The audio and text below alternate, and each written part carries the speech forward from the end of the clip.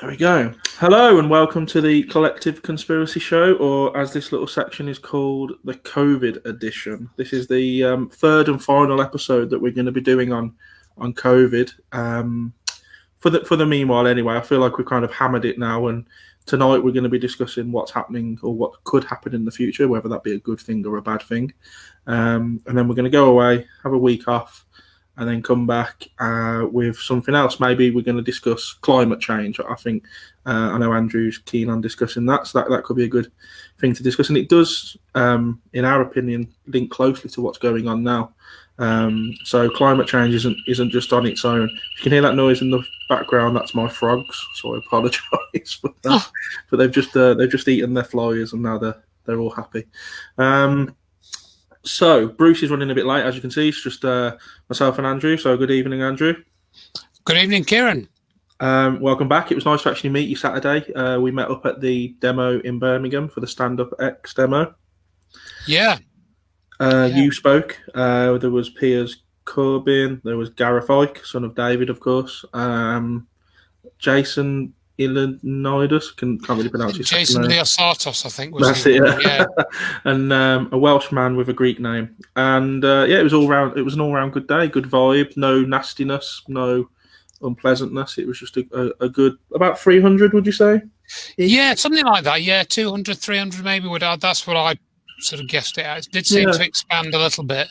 And what I found good was a lot of people were passing by and staying there. I noticed a lot of people were kind of coming to have a look what's going on, and then an hour later they were still there mixing with the crowd, and so that was quite nice to see. So to the guys just joining in, I can see you, everyone just joining in now. Thank you for tuning in, whether you're tuning in live or not. Please feel free to leave us a comment or to ask us questions as we go. Bruce is here now, so I'm just going to add him to the stream. Hi, Bruce. Here. There's Bruce. He's in a different position. he's in a different room every time he comes on the show. It's inherent. Hello. Can you hear us? Can you hear me? We can hear you, Bruce. Yeah. I think you might need to put some headphones on, maybe. He might, yeah. Okay, so let's just we'll just carry on discussing until Bruce can jump in. So the one thing I'd really like to kick off with this episode is before we move on to what's going to happen in the future, is the gateway really between now and the future, and that is testing.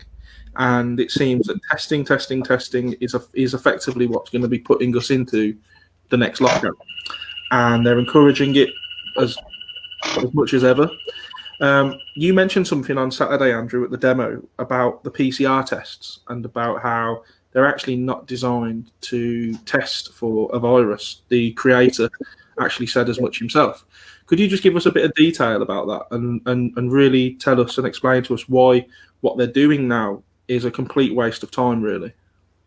Yeah, I'll try. I mean, my understanding, obviously, I'm not a geneticist or a virologist or anything like that, but this dates back, this type of test, as I understand it, dates back to the days of AIDS research, when they were trying to find out more about what caused this alleged AIDS, condition, or well, not the alleged condition, because people did have something corresponding to what was described as AIDS, but they were trying to isolate if it was caused by a virus.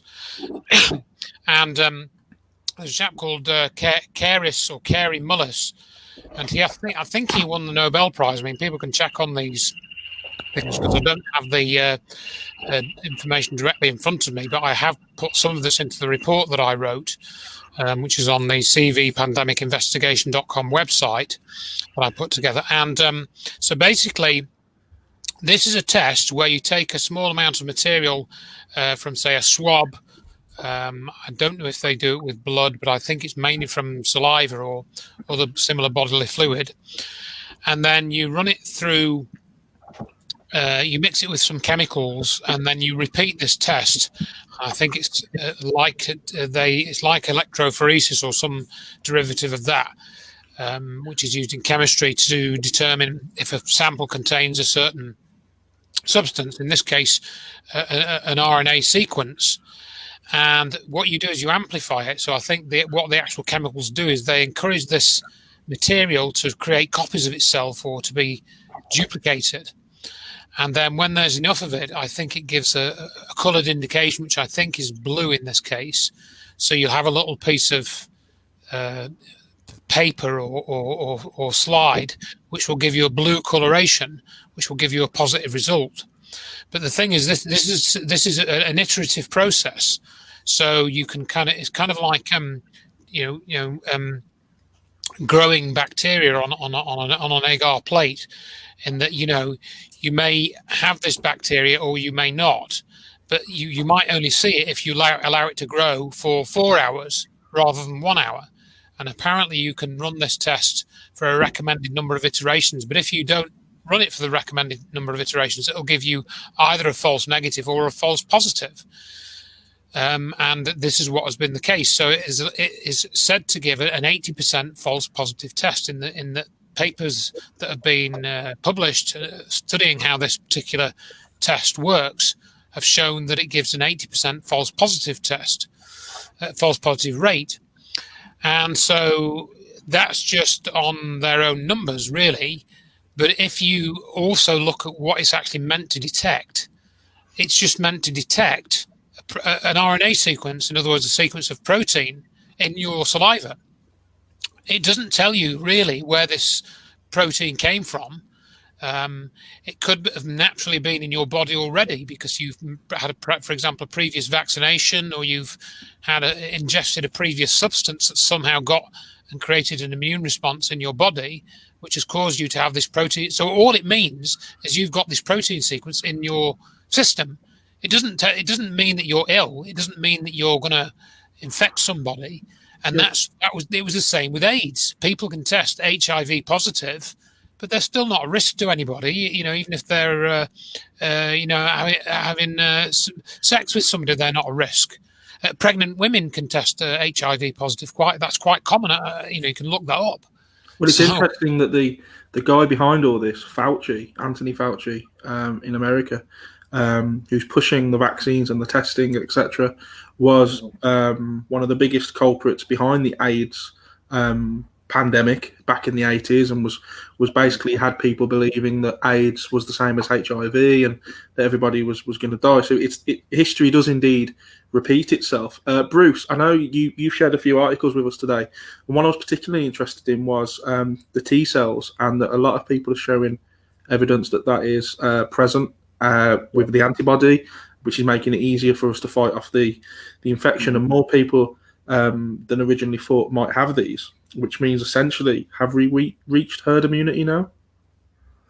Yeah, I mean, the T cell immunity obviously is, it can give actually longer term immunity than antibodies. So essentially your body's already primed to fight off the virus, and that's turning out to be fairly widespread. I saw one study, and I think where they randomly tested a small group of people, and around about 50% seem to have this T cell response. So you think about that, that's like pretty huge. If that extends out into the general population, and we know already from, and I think we might have touched on this before, but we know already that in several cases where there was infections on boats, where there should have been, let's say 80%, 90% infection of the people. Instead, there was around 20, and that happened on the U.S. military ships. That happened on the cruise ships. That's happened in cities. We've had that in London, in Stockholm, and in other major cities. That this 20% keeps coming up. Now, it seems that the other 80% of people, it's a mixture of T cell response, and I think that's probably the biggest one. If it really is 50% of people or somewhere like that, then that explains a lot of those 80% that aren't getting it. And then on top of that, it turns out there's also, I think, something called B cells as well, which they mentioned. So some people have this B cell response, and others just seem to be perhaps have some kind of genetic variance in the population, where you have some people whose genome is different, and for whatever reason, they are not a prime candidate for infection. Now, we don't necessarily know why that is, but their system is not easy for this virus to infect.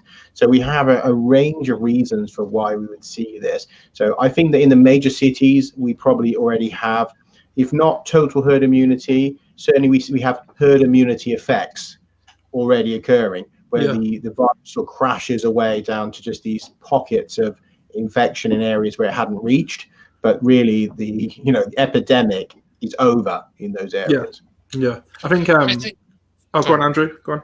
Well, I was just going to say, all the evidence that we have, whether you look at the number of test results, whether you look at the number of deaths, all of it, as far as I'm aware, shows that this is not a problem. The only problem is the one that the media and the government have created throughout the world. The actual clinical and health problems are not next to non-existent, or rather no different from other seasonal flus. I think everything that I've read and studied over the last 6 months now, just about, shows that it is the worst thing about it is that this flu, or whatever it is that's supposedly going around, if you think it's an infection, causes more damage to those who are already ill than in previous years. So those that have got a lung condition generally have come off rather worse and have died more than in previous years, and that's about it. The actual effect on the likes of people like us who are still relatively young and healthy and have no respiratory problems or no serious respiratory problems, it's just not an issue. It's not an issue. Should never have been put into this category. And going back, just to add one thing onto the test, I meant to get to mention, it didn't very quickly, was that the inventor said that this is a qualitative test. It doesn't, in other words, if you've got this infection, it doesn't tell you how badly you're infected. It doesn't measure that, even if you take into account that you could get seriously infected. It doesn't measure that at all. And he said that it should never be used for clinical work. It was purely a research tool. That's what he, to see, he was using it for research, like when he was mixing things together and seeing what substances had gone where and that type of thing. He wasn't using it as a way of judging whether somebody was a danger because they'd become infected. Right. Yeah, well, that's absolutely right. And another thing, Bruce, I noticed again, you made a good post on Facebook. For anyone that doesn't follow Bruce and Andrew on Facebook, please just, they're not going to bite. Just add them on Facebook and you can see some of the things that they share, because it is interesting stuff. Bruce, you spoke about the figures that are slowly being dropped off. They've ever so quietly got rid of 1.3 million test results. They took the 5,000 off the 46,000 total, so we were down to 41. And what I found fascinating was how you spoke about it was rumoured that roughly 20,000 were died in care homes. So that leaves us with another 20,000. So that's it. So we've gone from 46 down to 20 in the general population. And out of that 20,000, it was something like they believe at least a third of, 2/3 might have had underlying health issues. Either way, it got us down to like 1,500, which lined up with what NHS England was saying, where they reckoned about 1,300 or so actually died directly of COVID. Didn't actually, nothing else. It was just COVID that killed them. Everyone else had an underlying health issue, or they were in a care home, or they tested positive and then got mauled by a dog 2 weeks later. One of those. So it's interesting. Do you see? Because one thing I've said to you is that the media seems to be swinging around to our side now, ever so slowly. So the article I just mentioned with the T cells and the antibodies, pushing for more figures to be dropped off. Do you see light at the end of the tunnel? In terms of the media, yes. There's definitely a sea change. Well, there's exceptions, and you'll notably see in the UK. One of the big exceptions, of course, the BBC, which have become completely a government mouthpiece. I mean, they've been bad over the years, but I mean now it's become so transparent that I think a lot of people that would have in past years said, don't be absurd. The BBC is an independent media. Now are realizing that it's anything but. And then the other one that's been particularly bad, I think, was the Guardian. And if you look who Guardian Health News is sponsored by, you'll notice that they will have that it's the Bill and Melinda Gates Foundation that sponsors their medical and health news. So funnily enough, we now have the BBC and the Guardian that are both completely biased towards the existing narrative and just are not changing direction, right? So no surprises there. But elsewhere, we've seen some interesting stories in Sky News, pointing out that the World Economic Forum are trying to trash the global economy. That was surprising to see. We've had RT, that they had a really good article which just dismantled the whole thing, saying that 5 biggest kind of ridiculous aspects of this, and they went through the whole thing, breaking down that, you know, we talked about flattening the curve. Obviously, that's been now morphed into this eradication idea.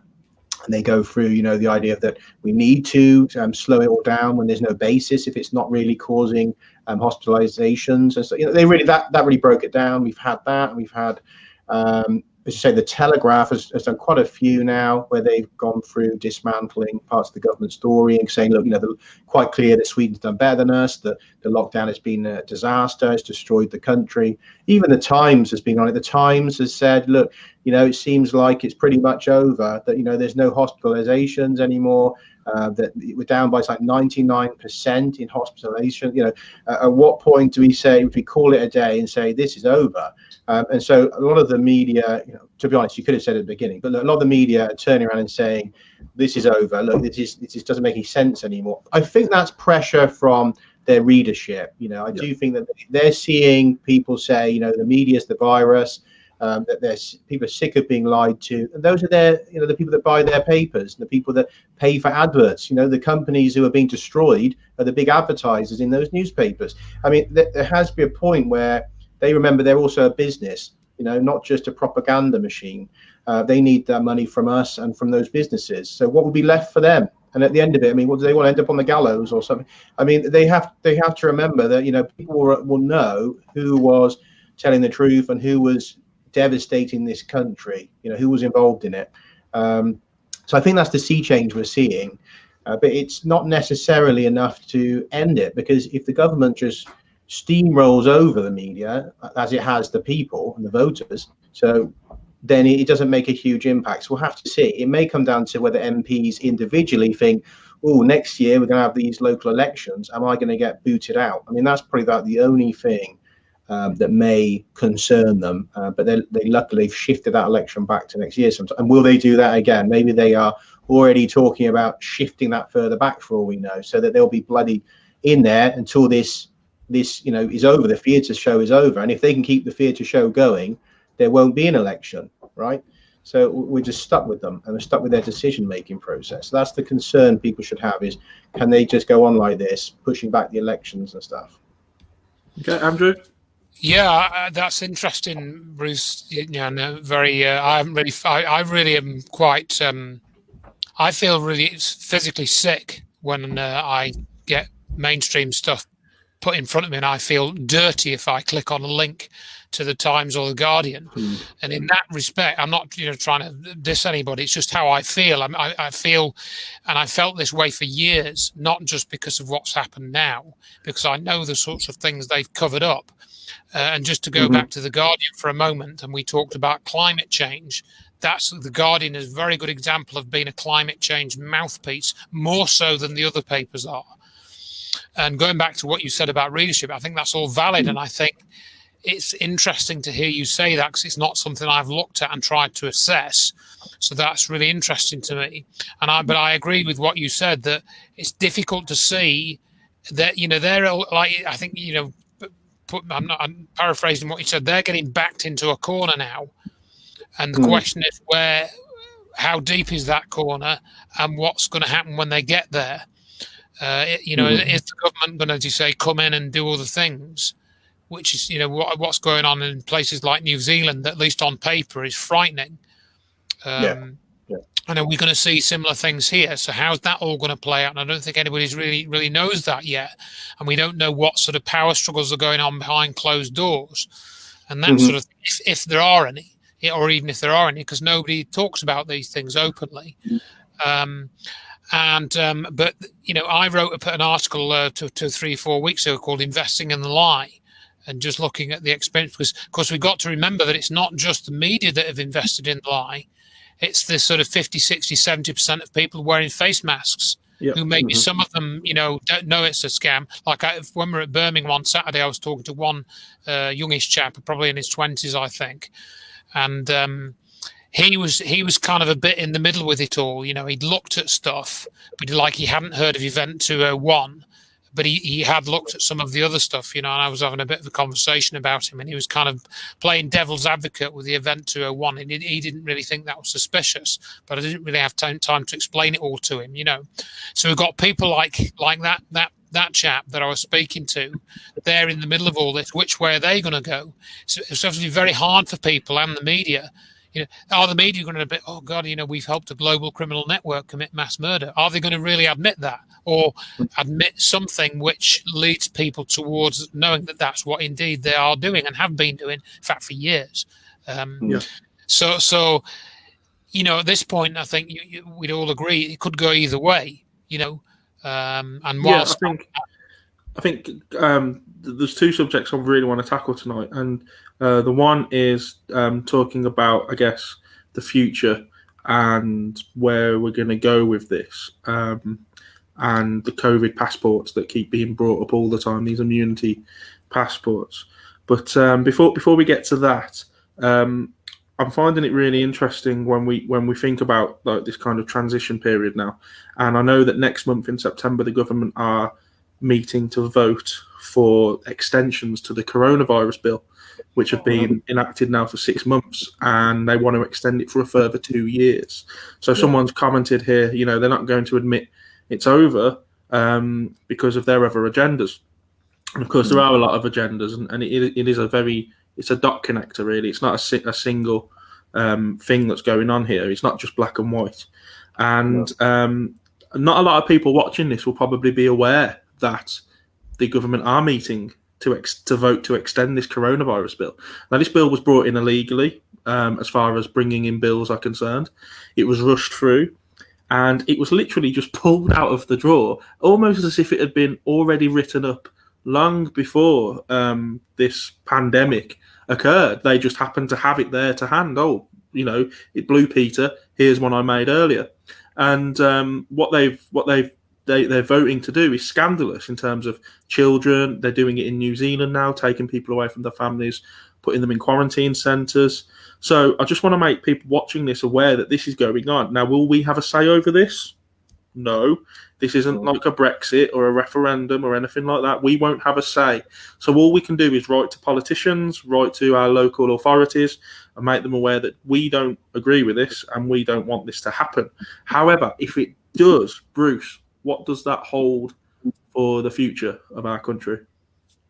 Well, if they go ahead with this 2 years and they keep this thing going, well, in the direction that it's heading, and if you look at New Zealand and Australia, and they kind of give us a little bit of step ahead. But if you look beyond that, you have to look at China. I mean, you have to start looking at this kind of society with social credits, where you are constantly monitored, so your social credits are being impacted by your behaviour. There's been talk, not just in China, but talk in Australia, New Zealand, and elsewhere, of being fined for giving opinions out that are unacceptable. That this idea of the fake news, if you're spreading information that is considered not the main line, that you'll be fined. I mean, so talk about shutting down the conversation. That would likely be brought in fairly rapidly. They've been talking about that for a few months now in the background. So you can imagine the shutting this down. We're being booed off of YouTube and everywhere else. So in the end, you'll be getting fined just for commenting in a negative way against the government's opinions on this. They'll say, the World Health Organization says it's like this, you've said something counter, £50 fine, and it'll probably be taken straight off of your universal income or whatever, and a social credit knocked off. I mean, that's the kind of system that will be wheeled in, and it'll be wheeled in frighteningly fast, because the fact is it's already been trialed in China and other places. So it's not something they need to build from scratch where you don't know how it works. It's being experimented with. They've got a working model. That can roll out quick. The technology is there already to bring that all out. I mean, we're one of the most surveilled nations in the world already. So it's not a huge leap to then get those, the camera systems working on that, on that greater project of having this kind of Black Mirror dystopian society where your neighbors are calling the police. We've already had that. Neighbors calling because you're having a barbecue and you shouldn't have had your friends. That's all been happening. If people want that going forward as their future, I mean, just sit back and let it all happen, because that's the direction it's going in. It doesn't bear thinking about. And to be honest, if you were to explain the whole thing, from the perspectives of people like ourselves, people that spend a lot of their time looking at where all this goes, to try and summarize where it's going within the next half an hour, you just sound like a raving lunatic, because there's so much to it, and some of it's so extraordinary that you would need hours and hours and hours to explain to someone, what is actually happening in the bigger picture. That's the reality. I mean, we're just giving them a slice of what's going on. Well, I like to think that we're a gateway, really. I mean, because we do only have an hour. And Yeah. I know a lot of people, I'm seeing so many people on my social media who would never in a million years have shared anything to do with conspiracies. And over the past month or so, they are beginning to share posts. They're beginning to like my posts. They're beginning to comment on my posts. And I think there is a change in the air. But I just want to point out there, and I know this will bring you in, Andrew, that in China, one of the social crediting systems, which always makes me laugh, is they have a green, amber, and red system. So you're either a green citizen, amber citizen, or red citizen, depending on what you've done. Oh, you've been out protesting this weekend, so you're going to be downgraded to amber, so you can only spend so much money this week. Because, of course, when it's cashless society, that's what will happen. They actually have roads in China that you can only drive down if you are a green citizen. Now, people watching this, look into this. I'm not making this up. This isn't a conspiracy. There are roads that you can only have access to if you are a green-coded citizen. And this is really where this is going. Yeah. I mean, we kind of have that a little bit, like when you said that. I wasn't aware of what you just said, but what it made me think of is, and I think it's actually been moved now, but I used to drive up to Yorkshire quite a bit.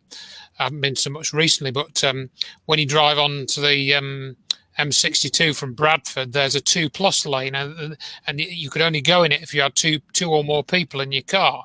So that's kind of because you're being environmentally friendly because you've got a passenger, where you're giving somebody lift, so you can go on this bit of road, and that's like the logical extension with that would be what you said. But yeah, we could discuss what the future is going to be like, but then again, as people have already said, watch 1984, watch Minority Report, watch the Divergent films, watch any of these other dystopian movies, 28 Days and all of that, with all these zombies walking around, I think it is at the end or whatever. I guess get some of these films mixed up.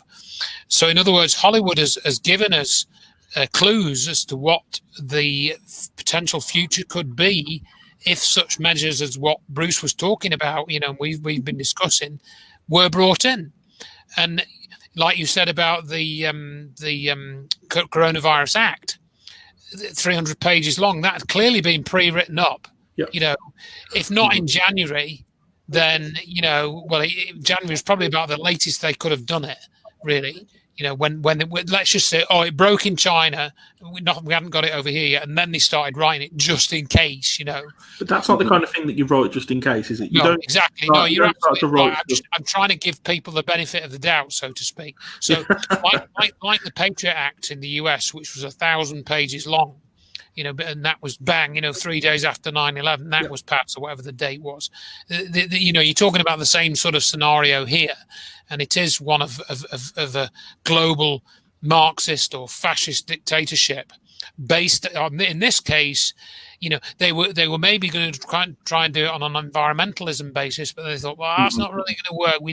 We need something a bit more all-encompassing. No, let's choose health. Let's choose. It's got to be. Can't do it with like cancer or anything like that. Oh, I know, it'll be a virus because that's something anyone can catch. So we can catch anyone with that.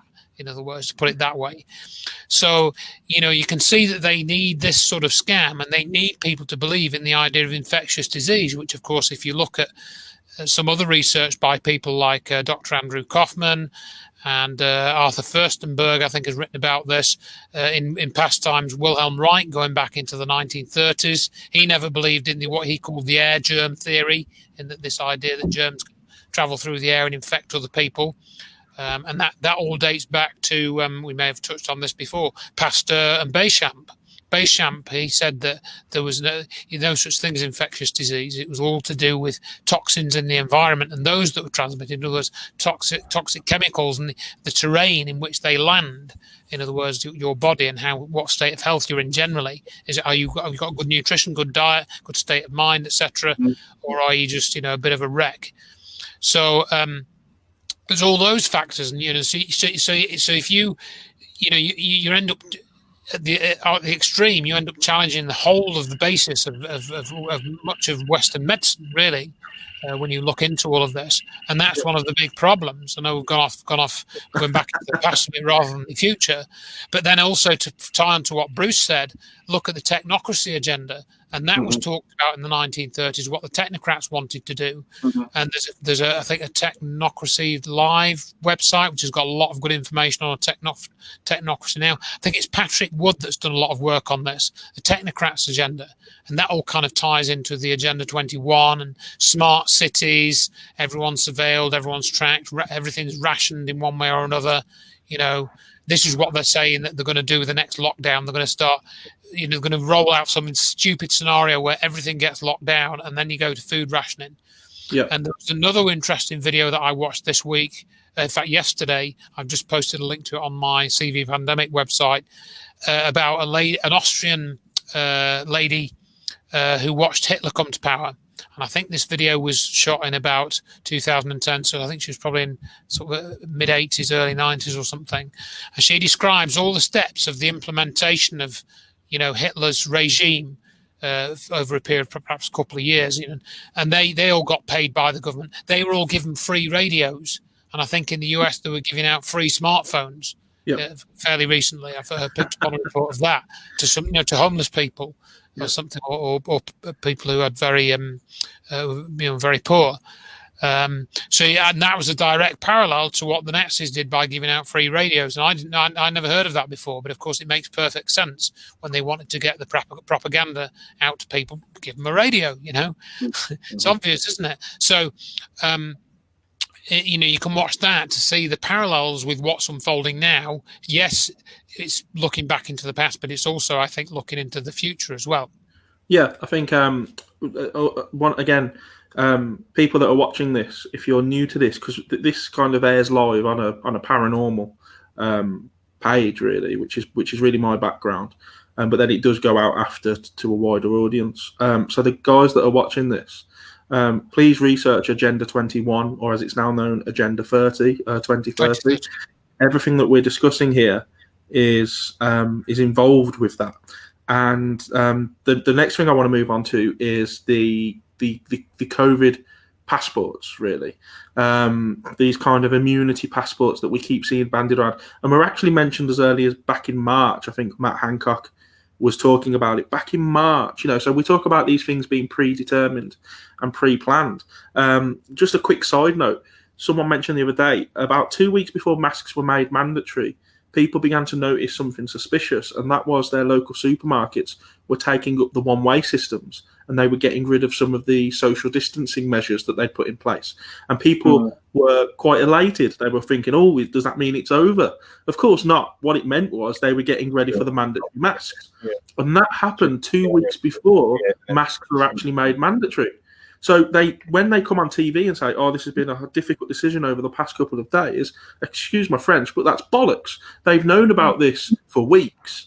They tell you that it's a tough decision they've made over a couple of days. But, my local Tesco must have had it from the top. Get rid of all your arrows, get rid of your social distancing, because masks are going to be mandatory. So they know about this for such a long time. Now, the other thing they've clearly got in the works is this COVID passport. I think Bill Gates has even been quoted as saying, you don't have a choice. You either have to have this vaccine or you're not going to live a normal life. You won't be able to go and watch pop concerts. You won't be able to go to watch your favourite sports team, go on holiday, anything like that. And what it will create is a two-tier society. Civilians that have had their passport and they're good to go, they're green citizens if they were in China, and the other people who haven't had their vaccine, so they can't go on holiday, they can't, and what you'll get shops that will allow those people in and won't allow the other types in, and you will have this two-split society. It reminds me of Demolition Man with Sylvester Stallone and the people that live underground and the people that live above ground. That's how I see it going. Bruce, do you think this COVID passport is certainly something that's going to make an appearance?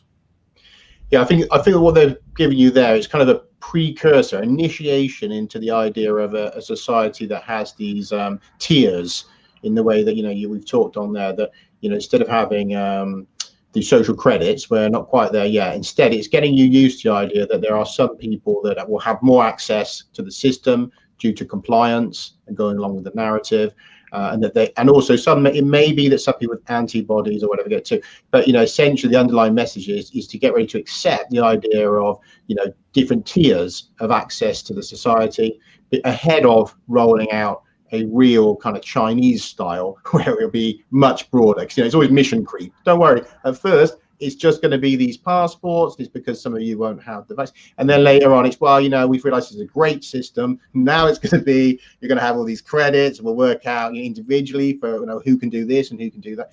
So, we have to be careful. There's a mission creep the whole way through with this. So I think that we will see those. They will certainly come out in a few countries. We'll have to see how widely they're accepted globally, how much resistance there are. But I think we're definitely going to see those going into action in some places. Yeah, for sure. Okay, and Andrew? Yeah, I tend to agree with Bruce. Unfortunately, I can't, like Bruce said, I put this in the report that I wrote about the immunity passports, and it was, I think, a week or two after the lockdown had been, started. So it's always on the cards, and, like the actual act itself, it had been probably planned.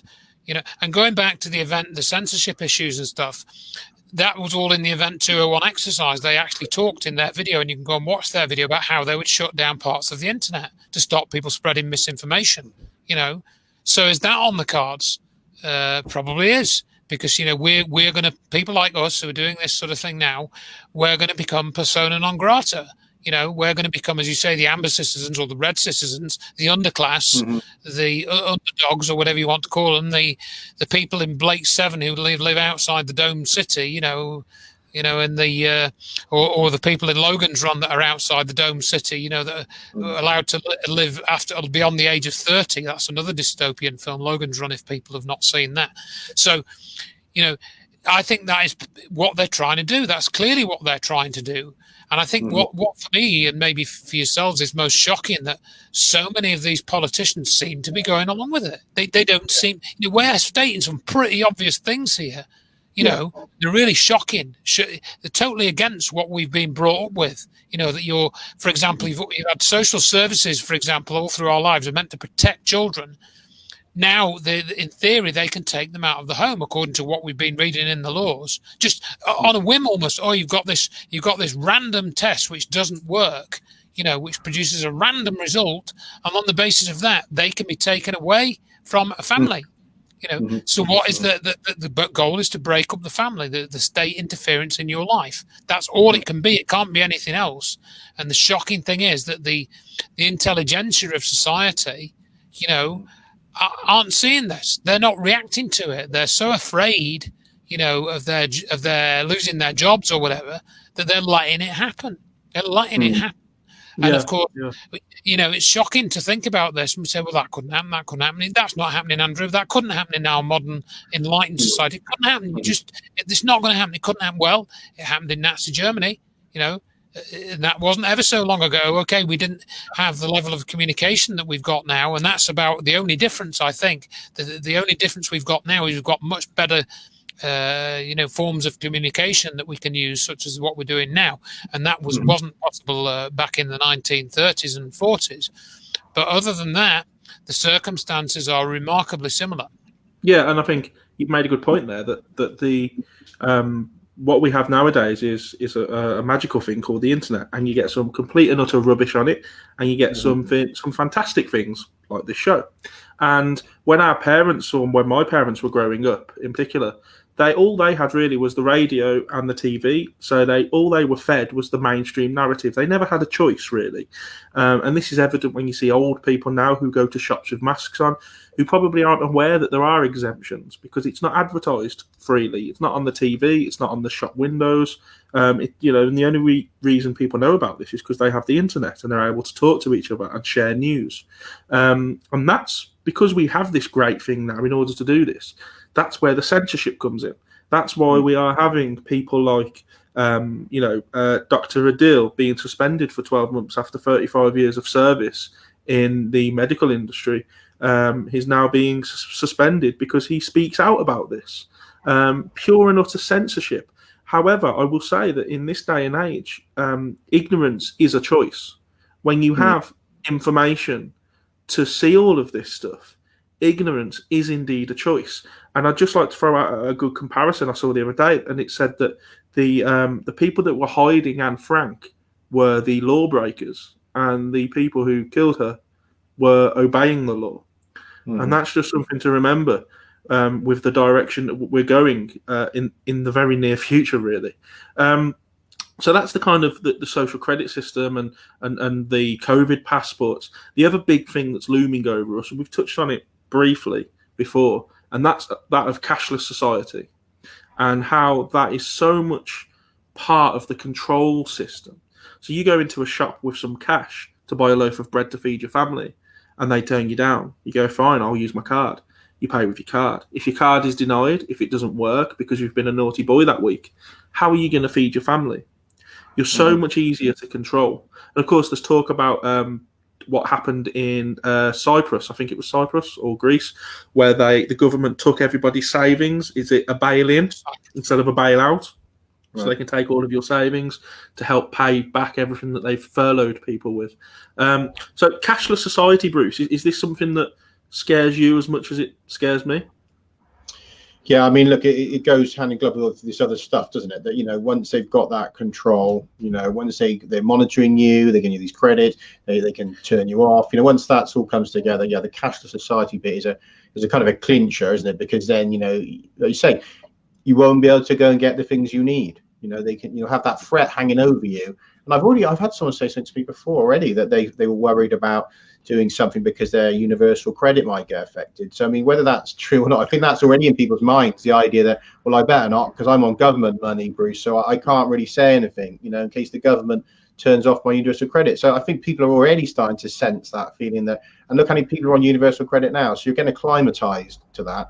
And then, you know, once it gets to the stage there is no cash involved, there's that sense, could your, you know, the agent in the universal credit just push a button, turn you off, you know, and because you did something wrong and the government found out, you know, that it could be implied quite easily to people that, you know, well, you know, if you're not being a good citizen, that could happen. So they probably wouldn't do anything. So, you know, it's an easy one, isn't it, really, to get people that threat that your children won't be able to eat. You know, your partner will be asking what's happened to the money. You know, you've got to say, well, I posted a link on Facebook, you know, to get to, you know, yeah. So it should scare people. It should, you know, and I'm not, you know, I don't want people to always come away from these talks as being, you know, crap in their pants. But I mean, you have to be able to look ahead to these things and say, well, if you let that happen, then yeah, it's very frightening. But at any point along this journey, it's relatively simple to stop. All of these things, they're relatively simple to stop because the population has the numbers, has the control. But as long as we give that control away and we just let the government steamroller along, and, you know, WHO, Gates, whoever, you let this conglomerate of psychos and morons, you know, kind of steamroll forward, then yeah, you'll end up with these horribly scary situations, which will make the worst of the dystopian movies look like comedies, you know. Yep. Yeah, I mean, the only sort of thing that I'd add to, well, a couple of things I'd add to that is I'd read somewhere, and I've not really checked the law, that if you go into a shop and offer them cash and they refuse, you can take the goods because they've been offered, you know, cash. Legal tender. They've refused legal tender currency, so you can just walk away with it without getting a criminal charge. That's what I'd read. I mean, again, I'd need to check that because it's not something I would do. And, you know, I think this is where you feel a bit kind of trapped because I'm probably much like most of the other listeners and readers of this, that, you know, I have a credit card, I have a debit card and stuff. I have run through everything through a bank account. Don't actually use cash all that much. And, you know, I just find the card more convenient. And this is one of the other things that where we've been caught up in the system. Oh, it's much more convenient. We don't want to lose our cash and, you know, to go out with £500, you know, when we want to buy an expensive item and drop it in the street, or lose our wallet and lose all that money. You know, you don't want to do, I don't want to do that. And I've been doing that for years. I use a card, you know, and then you think, oh, you know, what Bruce has just said, you think, yeah, I mean, that maybe I've contributed to that. And, you know, it's not like feeling guilty about it, but, you know, it makes me think more, you know, have I made the right choices in life in the past? You know, you can't regret the past too much, but you can see how it's all, you know, been guiding you down the sort of rat's maze or whatever to this new bit of the maze where you're cornered in more, you know, and and I certainly think, certain people I know that have literally have gone off grid. They've dropped out of the system. I have a relative of mine that basically he worked in bushcraft, and he pretty much camps in the woods most of his life. He spent a fair proportion of camping in the woods for his life, and you think, well, maybe I ought to think about doing that, and you're unplugged from the system then. But perhaps just speaking personally for a minute, I'm probably like a lot of other people. I like my creature comforts, the little things, having a hot shower and, access to easy access to food. I don't want to have to go out and dig potatoes out of the ground, when it's pissing down rain. I'm not that sort of person, No. I know a few people that are, but I'm certainly not like that. I don't even like going camping, for heaven's sake, even nash about that. So, so when you get hooked into the system, I'm digressing a bit, then you get hooked into it, and it's difficult then to kind of, divorce yourself from it without making a lot of sacrifices. And that's not really a sort of fear thing. It's more of a kind of, oh God, I'm just fed up with it all. You just get fed up with it. It's not like I'm really scared of it or scared of losing that. I just think, well, it's just going to be such hard work if I have to start growing my own food and stuff. And then you come into lots of other things. But and this whole thing with Bitcoin as well, how is that going to pan out? Because this is something I ponder about with the Bitcoin stuff and all the cryptocurrencies. Is this something which is truly independent of the banks, which is what is claimed, or are we being led into a system where we just have a digital money system with no cash? Because of course Bitcoin is by definition, there's no actual cash. It's all done through your smartphone, through an app. You're going to need an internet connection to access that system. They know where you are, IP address. They know where you are. I mean, again, you can shield yourself with VPN things and stuff like that. But even so, it's a digital system. Yeah. So whatever even though Bitcoin is decentralized and all this blockchain technology and stuff, it is still nevertheless a digital system. You are reliant, for example, on having an energy system to power your smartphone. You're reliant on a mobile phone operator, and like we said, they could delete your mobile phone account if you were deemed to be a criminal, because you'd say they made, as Bruce has alluded to, posting certain Facebook links or certain information. Say that was made a criminal offence. And your mobile phone company would be prosecuted by the government or whoever for supporting criminal activity. Then they'd say, "Oh, we're not going to do that." It's a bit like these shops. It's an extreme version of the shops not wanting to open for worry of people being prosecuted for not wearing face masks or whatever, or not following the regulations. I was hoping that more businesses say, "No, I'm not going that government stuff. I'm not going to force people to wear face masks." But a lot of them are doing it, and that includes some small businesses. They have as well. to, though. They have to, because they won't earn money. I mean, let's be honest. Well, no, that's what I mean. That's the very point, though. They don't have to, because it's not really a law when you look at it. It's a recommendation, but they feel that they have to, because otherwise they're going to get penalised. So that's, again, that's all part of the program. So, that the mask idea can then be extended to the COVID passport and then to the vaccine. So we've already seen it with the masks. So we're as somebody said on these videos, it's only a mask, it's only a passport, it's only a vaccine, it's only a credit system that that is, if you're a good boy, it'll work fine for you, and it's all those steps. It's literally just it's a step-by-step totalitarian tiptoe, as David Icke called it. That noise you can hear in the background for those watching are my frogs. I apologise. It's the last time I feed them before I come on live. They're having an absolute feeding frenzy over there with their flies. And I think it is mating season as well. I've noticed a couple of them chasing after each other. I was going to add on a little comment there as well on that, with the relevant to what we were just talking about, is that, again, if people are listening and they think, come on, guys, it's absurd to say that they're going to bring in things like, laws that if I put a post on Facebook, I could get a caution, with the police, or I could get a fine. Come on, it's absurd. Please. You can now get a fine for going to Tesco's without having a surgical mask on. Yeah, like, think in your head, like how far that's done. Right? So exactly. How in 6 months less. in less than 6 months. So the idea that it's absurd that you're going to find yourself getting a police caution for posting on Facebook is no longer extraordinary. So, I mean, you've really got to think how surreal this can get. And the fact that, like you say, New Zealand, the leader was laughing when people say, what about if someone doesn't get tested in these camps? And she just laughed and said, well, they won't leave. They'll just stay in the camp. I mean, we've got to that where there's camps where your family are dragged to, in what was considered to be one of those liberal, free nations in the world, with their leader laughing, saying she'll just keep you in a camp until you go along what they say, and that, for just testing positive in a test where you might not even have anything. And that's happened. That's happening now. So nothing is absurd anymore. Nothing is absurd anymore. Don't go thinking, well, that can't happen. One thing I'll add to a little story regarding the Facebook posting, because there's a chap that I know who lives in South Yorkshire, and he made a joke that there was I think it was when there was a riot kicking off somewhere in the world, in the US or somewhere, and this is fairly recent, like in the last 3 years, I think, and he just put a joke on Facebook, says, "Oh, let's go and have a riot in Sheffield," and then half an hour later or 2 hours later, his coppers showed up at his door. Right. And he said, "No, it's just a joke." And I know this guy, and I know he wouldn't have made that up. So they must have known where he lived or found out where he lived, and somebody's either reported that post or they've somehow tracked it. Yeah. I did just flash this up because it's something I wanted to discuss. How so I don't know who's put this because it just says Facebook user, but they could go one step further and preload your credit. Now, Bruce, you touched on universal credit. Now, they're getting rid of jobs left, right, and centre. People are not earning any money now.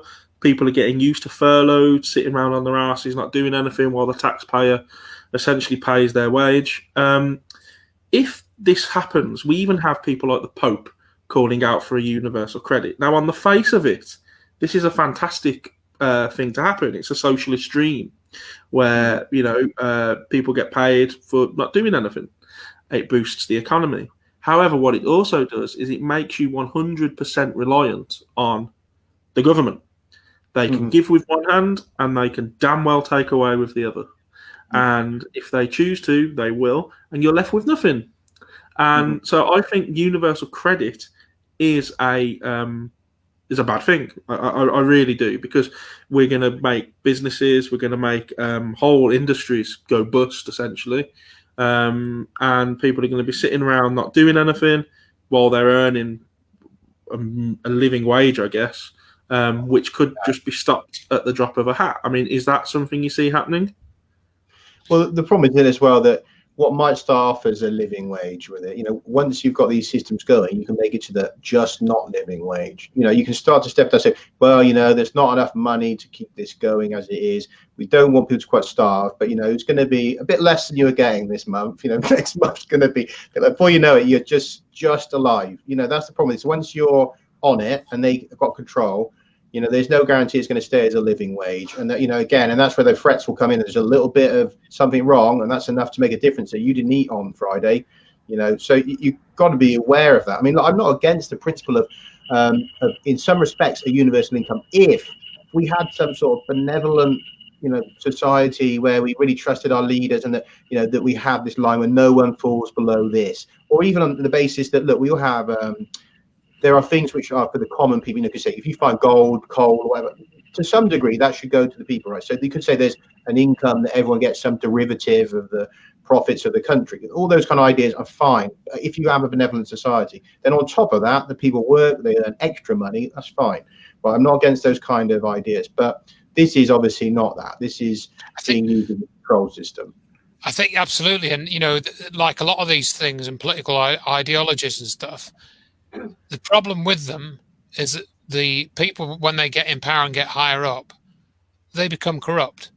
Yeah. And it's based, what we see now, some of the measures and stuff would be great. They'll be justified. But we know they're based on lies. They're based on deception. And they won't admit the deception.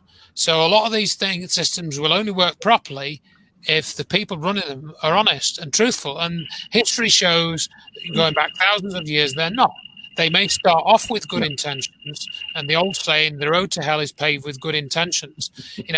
And just to sort of finish that point, really, power corrupts, and absolute power corrupts absolutely. And it seems that certain of these people, like for example, George Soros was one that immediately comes to mind. They have absolute power, certainly in the domain in which they're operating. So that I would say the evidence shows that they are absolutely corrupt, and we can't rely on them to, for example, implement a fair social credit system, even if we wanted it. No. Go back to what the Austrian woman was saying on this video is they introduced a system where they just taxed all the rich people to the point where their income became the same as the standard income. So in other words, anything other than the sort of designated standard income was taken off them in tax, and that's how they spread out the wealth. Now, some people might say that that's fair. But you can't just come in and take everyone's life savings that they've worked for and then just redistribute it randomly. Our society is not like that. No. Is that what they're planning to implement with the Great Reset next year? With the World Economic Forum bringing the Great Reset, which is what they've been banding about for the last few months. In fact, I think they posted that on the website the day after the pandemic was declared or something. I'm probably exaggerating. Not much. It wasn't far off. I think we've got 4 minutes or so left. For those that are watching, thank you for tuning in. It is quite depressing. We don't kind of sit around before this comes on air and think, right, how can we depress the hell out of everyone that's watching this in an already rather depressing world? There are answers to this, and there are solutions, and there is a light at the end of a very long tunnel. So again, as always, the final word over to you guys. Bruce, if you want to kick us off, what would you suggest to people to give themselves hope, or to try and find that light? Well, I mean, I'll give you a two-part answer. Firstly, for people to realise that this is transparent deception, here's one very obvious one. I mean, the UK, where we've been repeatedly told more testing is the solution. If you want your life back to normal, more testing. Now, everywhere where the testing increased and people went along with that, the town or city was closed down. Now, you tell me if that was those people getting their lives back to normal, right?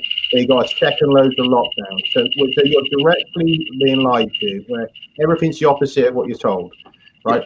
Now, on the second face of it, what can we do to stop it? It's very easy to stop complying so easily. Every step of the way, if there's enough people pushing back, then it doesn't happen. Well, it will at least be slowed down, or it won't happen. If it slows down, that's enough time for other people to say, hang on, look, when people react, this stuff goes backwards. And if people see that, they realize that, there isn't this unstoppable juggernaut, that it's us that allows it to happen. Yeah. Okay. And Andrew? Yeah, I think riding onto that back of that, write letters. I've been writing letters. Like, for example, we got this coverage of the event in Birmingham, in the Metro newspaper and in the Birmingham Mail, and I've written to both of the editors of those newspapers to say, look, this is what you put, and this is what actually happened. They actually featured some of my comments in those articles. I said, you didn't even come and talk to me, did you? I said it in a nice way, but pointing out to them, that's just plain rude. You don't just like, oh, who's this dude, saying this and that. They could have come and spoken to me, and that was my little pushback on that one. I've written to my local authority. I've written to the health service. What I'm thinking of doing is putting together some information. I'm going to report the Public Health England for committing fraud, and I'm going to send that to the National Crime Agency once I've got together something which I think is sort of semi-credible. I'm not going to go as far as getting legal advice, but people need to be writing to their authorities, not just to their MPs, because you can do that as well. That's very easy to go to writetothem.com. If you look at my website, they've got letters that I've written. You can copy bits of those, do your own. This is some of the pushback that Bruce was talking about. It doesn't take very long. It might take you just commit yourself to doing it for an hour, a couple of hours. You can write to me through the website if you want any help. I've had one chap contacted me because he's been writing to his school. He's written to his head teacher. I helped him do that. So, things like that you can do. The other thing as well is thinking about finding out about the bigger picture of human consciousness and things like that, and spirituality, and where you sit with all of that. and the fact that a lot of this is shaped by your reaction to it, not just what's put upon you. It's also important how you react. And as I was watching a video just before we came on, you can control how you react to this. So that's worth thinking about as well. And the other thing we haven't mentioned, which I've become quite interested in, and it may just be a totally sort of false hope, but I've been looking at this QAnon stuff and what's going on with Donald Trump. And opinions a bit divided, but there's certainly a lot of interesting stuff that I've learned about Donald Trump in the last couple of weeks by watching some of these videos. And I've posted a couple of these in some of the updates. Some people say it's all just another, sort of false narrative meant to bring people false hope and stuff. But I'm sort of towards that view a bit, but not totally, So I'd have a look at that and see what you think of it and evaluate it on your own terms. Okay.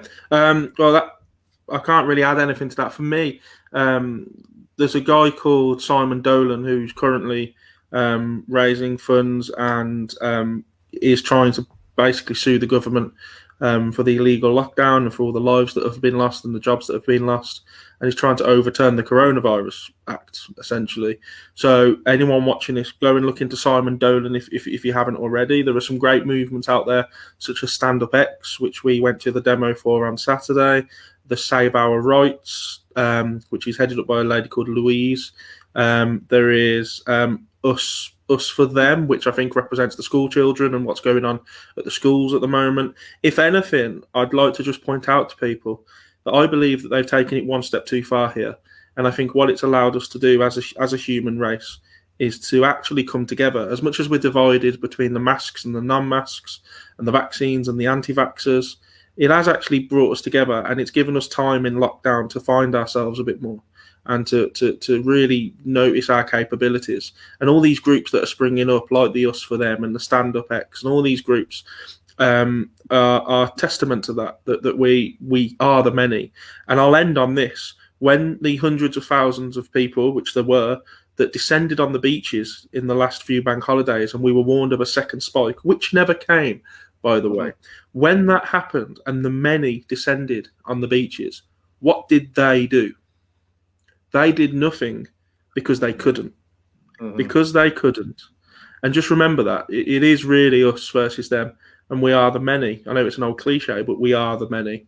So once again, guys, I'd like to thank Andrew and Bruce for coming on. That's 3 weeks of your time you've given up for me and for the people that are watching this, and that is really appreciated by myself. It's been a great little run, but I think we should really end it on the COVID stuff now. Not long term, no doubt in a few weeks there'll be something else to discuss. But hopefully you've enjoyed coming on, and you will be regular features on the show going forward with different topics and stuff. So thank you very much, guys, for coming on, and thank you as ever to the people tuning in. Thank you to Kieran for allowing us to go live on this platform. And as I say, we will have a week off next week. We're going to come back. I think we're going to get Andrew back on, and Bruce, you're more than welcome back on to discuss climate change. So that'll be something interesting for you guys to tune in next time. Maybe get us away from the depressing world that is COVID. So thank you. So thank you once again, guys. Thank you for everyone watching. Have a good evening and enjoy the rest of your week. Goodbye. Cheers. Thank you very much. Bye-bye.